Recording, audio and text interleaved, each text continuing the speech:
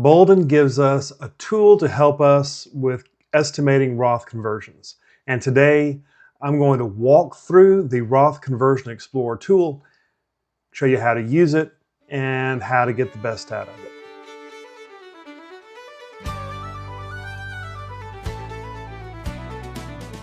Hey, and welcome. If you and I haven't met before, my name is David. I am a retired engineer, and in no way am I a financial expert of any kind. But I do love to use the Boldin retirement planning software and share the things that I've learned. If you like today's video, I would really appreciate it if you would give me a like. If you haven't already done so, subscribe so that we can get these videos out to more people who need this information. So as I said in the introduction, today I'm going to be doing a walkthrough of Boldin's Roth Conversion Explorer. In a couple of days, I'm going to be dropping another video that digs into the whys and wherefores and hows of the Roth Conversion Explorer tool. So if you want to know whether or not you can trust the numbers that it gives you, if you want to know better how to interpret the numbers that it gives you, then please be looking for that video. And if it's already dropped, it'll be linked in the video description below. But here we go with a video walkthrough of the Roth Conversion Explorer tool. Yeah, that's it. Okay, so here we are at the interface. Let's go over here. Now, before we actually launch the tool, there are a few things that Boldin specifically recommends that you do before you get into the tool. First, Boldin recommends that you create a duplicate of your scenario. So let's go ahead and do that now. We're going to go to our scenario manager. We're going to come down here, and I'm just going to duplicate the scenario. I'm going to call it Roth Conversion, and I'm just going to import from the retirement plan. And so what we're going to do is we're going to use the Roth conversions for scenario for all of our analysis so that we don't lose one, so we don't lose our data, and two, so we have something we can go back and compare to. So let us go to that scenario, which is identical to the original scenario. Then they say, hey, make sure that you've fixed your scenario's forecast, and you've got it set the way you want. You can toggle between today's dollars and future dollars inside of the Explorer. I'm just going to go ahead and make sure it's on future dollars here. And the planner uses average inflation and returns to do its analysis. So these toggles really don't do much of anything for you. Although you do need to go to your assumptions and make sure that all this is correct. Make sure your spending strategy is set on spending needs and that you've chosen a budgeter scenario, either your basic budgeter or your detailed budgeter. So now that we have everything set the way we know it needs to be set, we're going to come over here. We come down under Explorers. You can expand that out. And you see the bottom Explorer is the Roth Conversion Explorer. We select that, and then it takes us through a list of questions. And I'm going to talk a little bit about these questions as we go through. First, it wants to know, where should your converted funds go? If you have at least one Roth account set up, it'll show up here. If you have multiple Roth accounts, all of those Roth accounts will show up. If you have no Roth accounts at all, then the Roth Conversion Explorer will create an account, a Roth account, and will assign to it that 8.08% return, which I think is like, I don't know, moderately conservative or moderate or something. I forget what the number is, but in this case, we have a Roth 401k already set up with a rate of return of 6.64%. So we'll select that. It's selected by default, and we continue. All right, now here we get into the first and biggest question: which strategy would you like to model? And there are 4 strategies that you can choose from, and we're going to go into detail on these when I do the analysis later on. But just so that you understand, you can pick from these 4. 2 of these, the income tax, the tax bracket limit, and the IRMA bracket limit, those are models that are set on on specific rules you give it. You give it boundaries, and then the Conversion Explorer will do all of its modeling within those boundaries, okay? It's not going to be looking for your maximum state value or your minimum taxes. It's going to be looking for these things. So for instance, the tax bracket limit, if you click on that, it says what bracket do you want to convert up to, and you get to select for all of these things. Deductions only, so that's going to be if you only want to convert up to your standard deduction or your itemized deductions, or do you want to convert up to any of these particular income tax brackets? And then what it will do, it will fill up that tax bracket with conversions until you have converted all of your IRA money or your 401k money over into a Roth plan. Let's go back. If you choose the IRMA bracket limit, then it asks you what IRMA bracket would you like to convert up to. And so it's very similar. You could say, look, I don't want to pay any IRMA, no surcharges, or I'm willing to pay the first bracket of IRMA surcharges, or the second, or the third. And you can pick these, and what it will do is it will do Roth conversions up to the point of these cliffs, okay?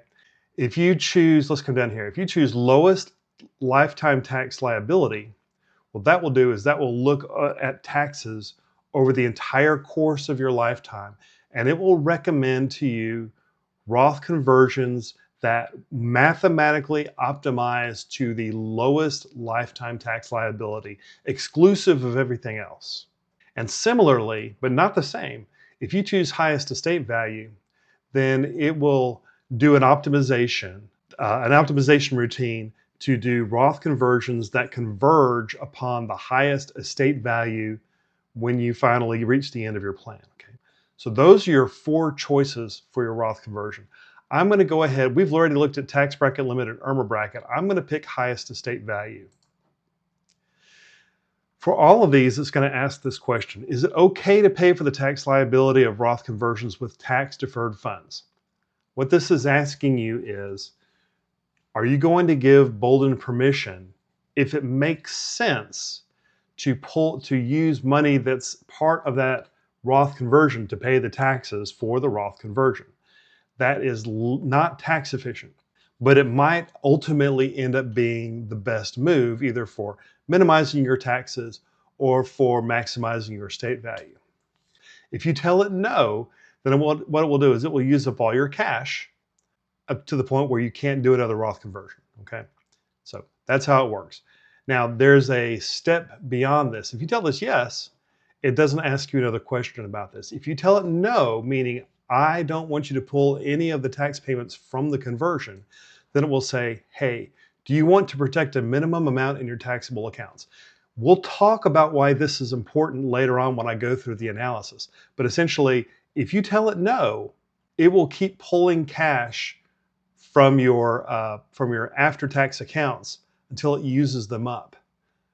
That might not be the best strategy for you because it might leave you cash poor. And it gives you this switch here that you can turn on. I want to protect a minimum amount. Let's say you want to protect, $300,000 in your minimum amount in your taxable accounts. You can do that to ensure that you have cash flow later on. Okay. Now let's go back one more time. We're going to take it to the end. Let's go to tax bracket limit, and let's say we want to convert up to the 24% tax bracket. And yes, we're going to allow pre-tax money to be used to pay the taxes. Okay, and we hit continue. Then the last option it gives you, I think this is the last one, is it says, hey, do you want to bracket the years in which you do these conversions, or do you just want to let Boldin take its default? If you tell it the system default, it will try to model the best combination of Roth conversions from today all the way through the end of the plan when you die. All right, you might be doing Roth conversions, 5 years before you retire, and you might be doing Roth conversions when you're 88. Right? Maybe that doesn't make sense in your mind, or maybe you just don't want to be troubled with that. If you don't, you can select this button and you can pick a start age and a stop age. So we'll go ahead and we'll say that this guy doesn't want to do conversions. He wants to do conversions between age 63 and age, I don't know, let's say age 68. All right. And finally, after you answer all these questions, you'll get this See My Optimized Plan button at the bottom. You click that, and it comes up to this window and tells you a lot of things. Okay.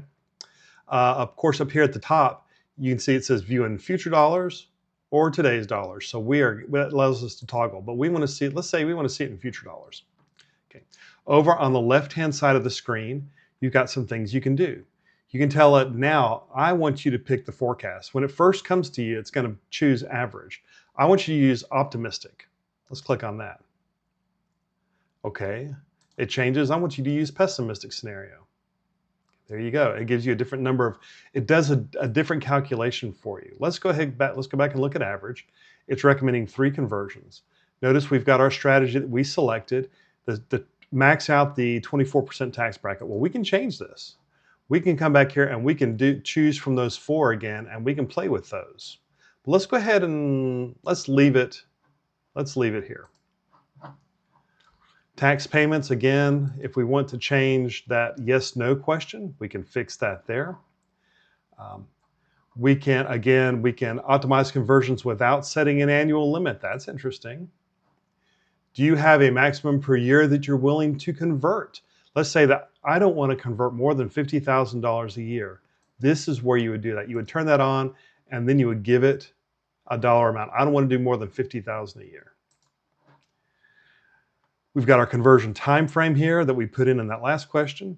And then the conversion destination, if you have more than one, again, you can change that. So you have this little panel over here on the left where you can make these changes and sort of see what happens.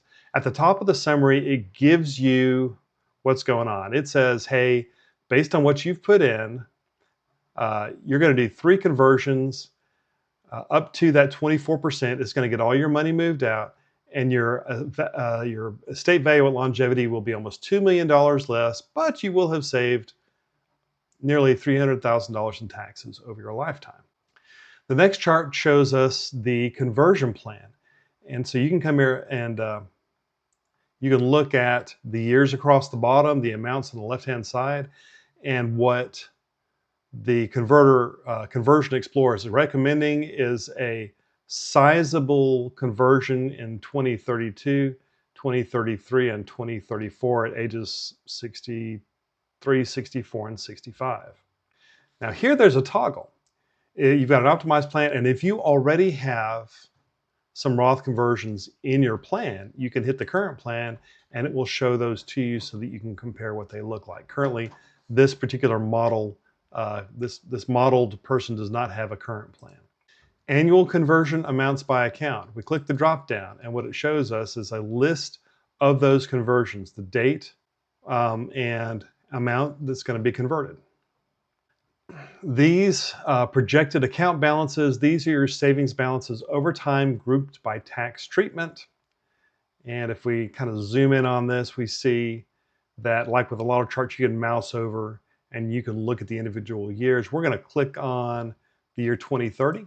We can see pre-tax accounts. These are the balances, Roth account balances, and finally the taxable account balances. And you can pull out a table. You can slide this slider across the bottom and it will give you every year's data for all those different accounts. Down here, savings value at longevity. If you use this optimized plan that it's suggesting, your savings value is 47% less. And then it gives you the 2 numbers.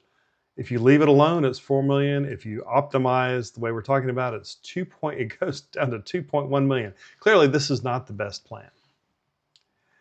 This graph shows you the federal effective tax rate, and what this conversion has done is the optimized plan has indeed reduced our taxable income down to 0, all the way out until age 87 when it picks back up. So yeah, we've succeeded in dropping the tax rate. And then the tax liability here gives us the dollars in taxes that it estimates we'll be paying during each of those years, the current plan versus the optimized plan. It gives us the difference in the tax liability. You will, in fact, with optimization, be paying less taxes. And there's one more table down here that we can look at, which gives a year-by-year view of the effective rate, the current effective rate, and so forth. We can scroll through that year by year all the way through the plan. So the last thing we can do with the Conversion Explorer is we can apply the results to our scenario. If this is a scenario we like and we like the results, clearly this is not a good scenario. But we're going to go ahead and apply it to our plan. So we come down here, we tell apply to scenario, and it says, hey, are you sure you want to do that? And if you do, you say yes, you apply the changes. And what that just did was it created transfers. It had created these Roth conversion money moves, and they show up in the money flows section. So it takes us there automatically. But the way you get there is you go to money flows and you scroll down to transfers, and now it shows a Roth conversion 3 planned right here. If we hit edit, we can see when those take place and how much they are. So what has this done to our plan overall? Well, if you recall, we created a duplicate so that we could actually do some comparisons. So let's go back to our scenario manager. We'll select the original and the Roth conversion scenario manager, and we're going to see these results side by side. And when we look at them side by side, we see that the original plan, you see there is a significant drop off in the net worth at the end of the plan. The net worth at retirement age is also lower. The chance of retirement success has dropped off, even though it still shows that it's fully funded. The numbers like average income in retirement and average expenses are different. The Roth conversion expenses are lower because taxes are lower. You come down and savings really don't change other than the savings value. Lifetime cash flow looks a little bit different, and taxes and so forth. So this gives you an opportunity to compare the two different plans. And you could actually go in and you could create one of these scenarios for each of the different types of plans you wanted to run. So that's it for the Explorer walkthrough. If you found this video to be useful, I hope you'll give me a like, or even better, put some comments down below. If there's something you didn't like, something you wish I'd done differently, if there's another topic that you'd like for me to cover, just drop them in the comments below. I really appreciate that. And as always, I hope that your retirement is better than you could have ever imagined. Until next time, take care.